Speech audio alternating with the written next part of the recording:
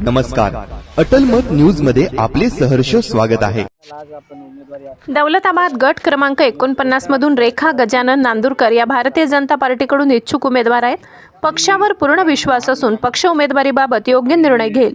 माडीवाडा परिसरात स्मशानभूमीचा इश्यू आहे, स्मशानभूमी व्यवस्थित नाही, त्याला हे अधिक विविध प्रश्न व्यापले आहेत। हे सर्व प्रश्न असो ते सोडविण्यास मी कटिबद्ध आहे। जर जनतेने पक्षाने दिलं तर मी त्या संधीचं सोनं केल्याशिवाय राहणार नाही। तसेच दौलताबादला देश विदेशातून पर्यटक येतात, पर्यटकांसाठी खूप महत्त्वाचे ठिकाण मानले जाते, त्यांच्यासाठी पण काही सुविधा उपलब्ध करून देऊ असे नांदुरकर यांनी सांगितले। गजानन नांदुरकर या निवडणूक लढवण्याला आज आपण उमेदवारी अर्ज दाखल केलेला आहे आणि कोणत्या गणातून दाखल केला आणि काय सांगितलं? मी गजानन महादेव नांदुरकर आणि मी वडगाव कोल्हाटी जिल्हा परिषद गटातून 2017 साली निवडणूक लढवली होती। माझी मिसेस त्या ठिकाणी होती। आजपर्यंतचा जो कार्यकाल आहे त्या ठिकाणी एक पूर्ण केलेला आहे आणि आता मी माझ्या तिथे दौलताबाद गटात अनुसूचित जातीसाठी महिलांसाठी राखीव सुटलेला आहे।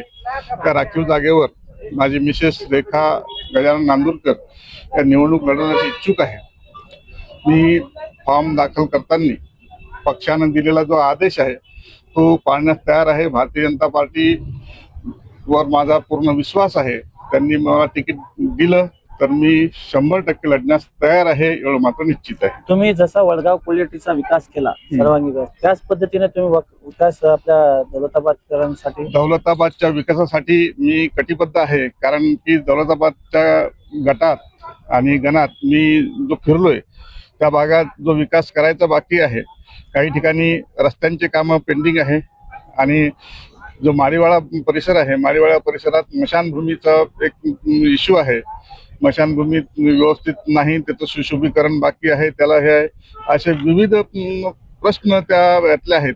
ते सर्व विविध प्रश्न असो ते सोडवण्यास मी कटिबद्ध आहे। जर मला पक्षाने दिलं आणि जनतेनं जर दिलं, पक्षाने दिलं तर मी त्या संधीचं सोनं केल्याशिवाय राहणार नाही, एवढं मात्र। तसंच दौलताबादला देश विदेशातून पर्यटक येतात, पर्यटकांसाठी खूप महत्त्वाचं ठिकाण मानलं जातं, त्यांच्यासाठी पण काय सोयी सुविधा उपलब्ध करून?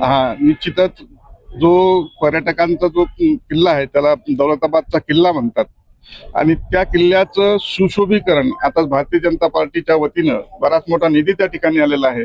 परंतु ते काम पूर्णत्वास नेण्यासाठी आणि त्या कामाला गती देण्यासाठी, तिथलं आजूबाजूचं सुशोभीकरण करण्यासाठी मी निश्चितच त्या ठिकाणी पाठपुरावा करेन। मी गजानन महादेव नांदुरकर, माझी आता सध्याचा कोषाध्यक्ष आहे आणि माझी मिसेस सौ रेखा गजानन नांदुरकर या माझी जिल्हा परिषद सदस्य आहे।